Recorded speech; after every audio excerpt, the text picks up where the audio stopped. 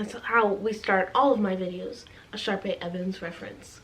And I wouldn't have it any other way. Yep, that's me. Hello, beautiful bookish people. My name is Hannah, and today I've kind of read 3 very interesting books, or as Books and Lala would say it, weird. The surrealism fiction that would make Freud lose his mind. The type of fiction that makes you ponder, is this a metaphor or drugs? And I kind of just wanted to talk about them with you right now and just tell you, is it Freud or is it drugs? Starting out, I want to talk about Bunny.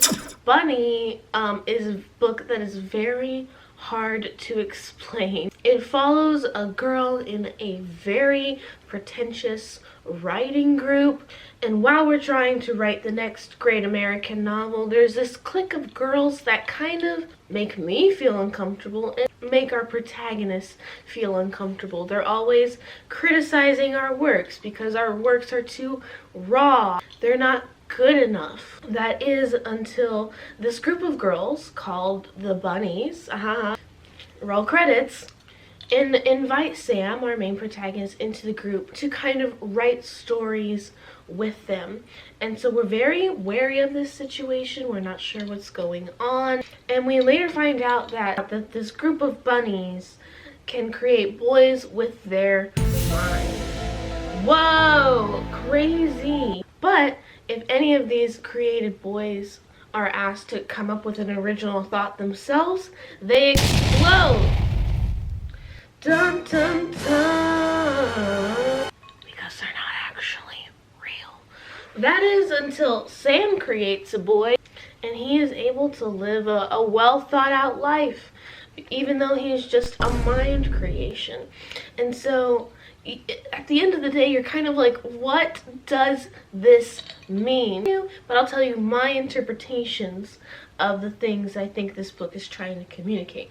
There are so many like little themes, little aspects that this book like tries to cover that I think every person will have a different interpretation of this book.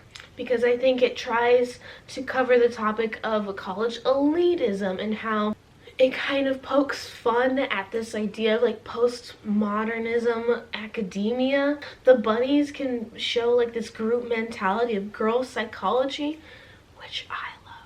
I love girl psychology. It follows how sometimes you feel like you have to lose your individuality to be a part of a group. And also I think it tackles this like very interesting conversation about substance. How these bunnies are not able to create a boy that is able to circumnavigate life, but Sam is. And I think it has a really interesting conversation about like substance and how like people without substance seem to people with substance appealing because of all the things they say.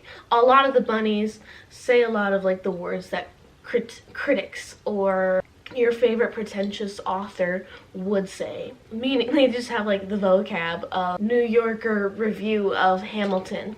Oh, a very well thought out and organized and a compelling way of storytelling, taking down the patriarchy of nuance. And you're like, what? That doesn't make sense. So like in that regard, I actually really enjoyed Bunny because I think it reminds me of everything I love about English class, because English class should in an extent be able to give you the ability to have a theory or make up whatever you want, and if you have reasonable proof in your text, you should be able to say and prove you are correct. For example, if I say that I think that Romeo and Juliet actually didn't love each other and it was societal pressures of the time, and I find enough proof in my text to prove that to you, I should have reasonable proof from my source to prove to you that I am correct, and therefore I should get an A.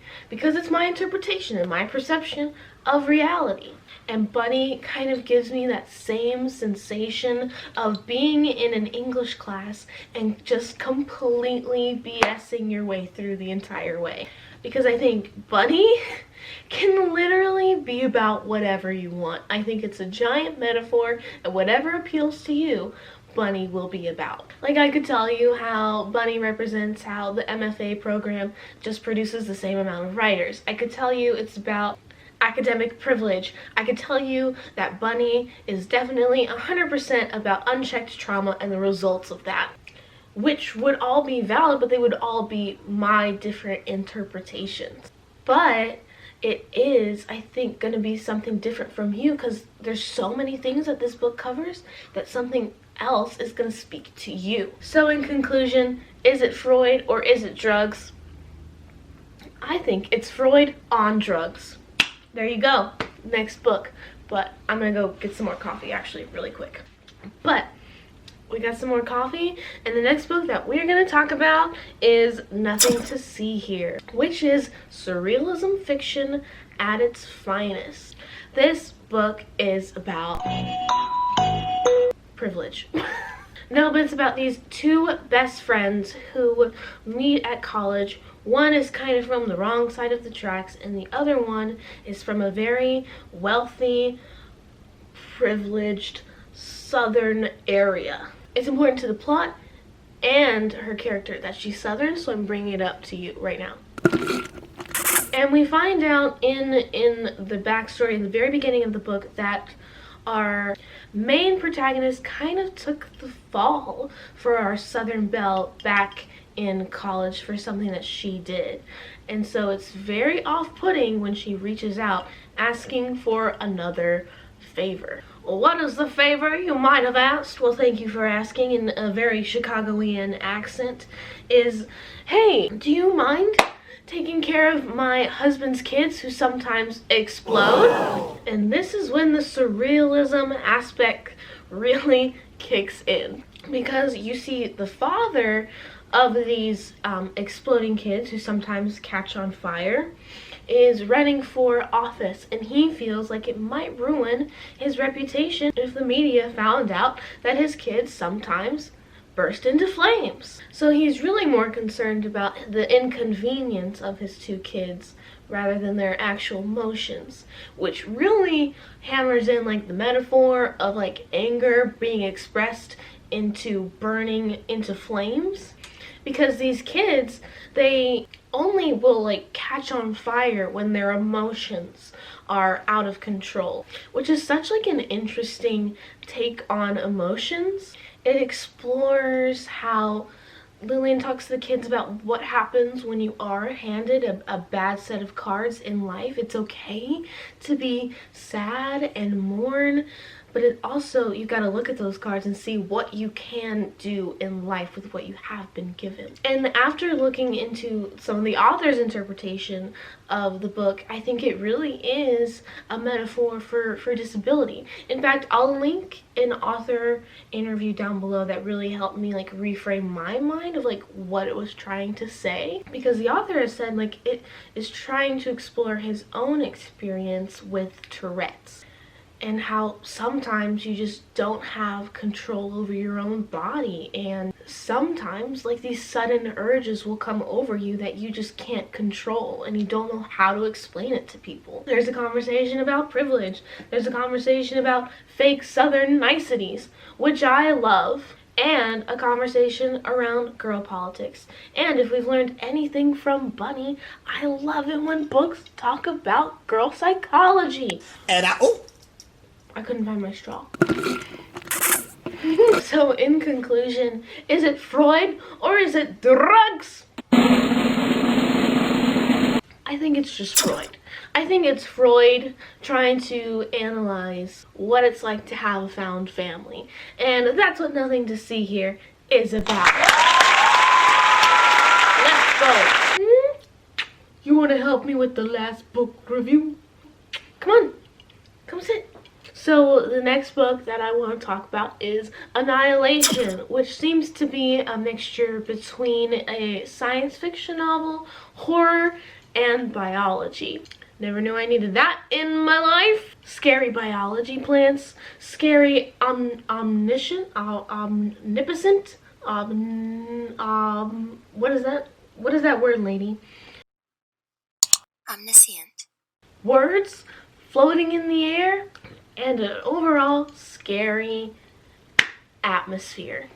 Now, I don't want to get your expectations worked up because I feel like it is important to let you know that Annihilation is a logbook, and I didn't know this. And so how we're telling this story is this team of experts is going to this area X where all these missions have failed, and our biologist, who's our main protagonist, we don't even know her name, is writing down what she sees within a day.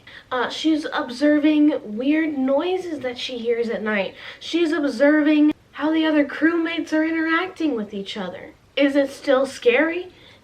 You betcha, but it's in a different form, and I feel like it's important to tell you because expectations are key. If we've learned nothing from Shakespeare, expectations are the root to heartache. I want you to know that it's the logbook. How many times can Hannah say logbook in a video? It's amazing to me that Jeff Vandermeer is able to have a main protagonist who isn't scared, and yet I, as the reader, am hanging on every word, kind of terrified for my life about this main biologist who doesn't even have a name. And like, you know, in the back of your mind that this is a logbook. Take another shot. And like, she had to write this down after the event had taken place.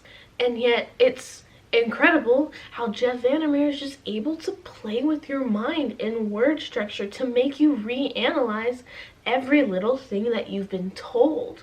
I think Jeff Vandermeer really has an incredible ability to play with the power of suggestion. He'll place like this new thought or something you haven't thought of in the exact same way that your protagonist is allowing you to think about it, and it really just brings a whole new layer to everything you've already read, and it makes you reanalyze everything within the confines of your book. Because the amount of times that there would just be one word that would shift my understanding of the entire world is astounding. Like, it's incredible, quite frankly. Get ready to take another shot again. Because of this logbook, you're always like one step away, or you're one step removed from your main protagonist, and I think that's done on purpose because there's so many elements to this book that make you as the reader feel watched, or like someone's watching you, which is crazy, man. And so I think like that feeling or sensation of not being able to connect to your main protagonist is very much a purposeful decision, because you're supposed to be one step removed, almost as if you yourself as the reader are being haunted. Whoa! Oh my gosh, I just sold myself on this book. It's a little bit empty, it's a little bit unsure of itself, and I'm now scared of plants. So to wrap up this section, is it Freud or is it drugs?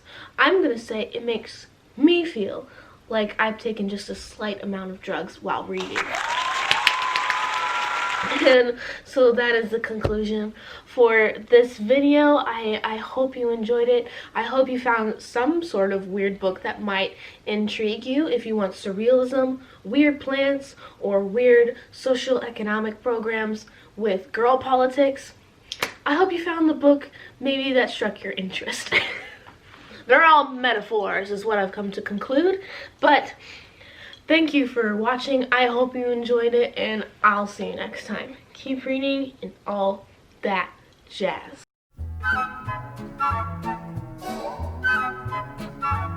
I love girl psychology. I find it fascinating how we won't say what we actually mean, but get someone else to say what we mean to the right person so that we didn't hurt them, but we still know that the person is hurt. Girls are crazy, man. It's a slow burn. Not with romance, but plants. Go into the life by the... What? Excuse me, I burped. Oh my gosh, I keep burping. I'm so sorry. Survivalist tactics. Weaving in... What? Woven? Weaving? Who am I? We're not a book reviewer.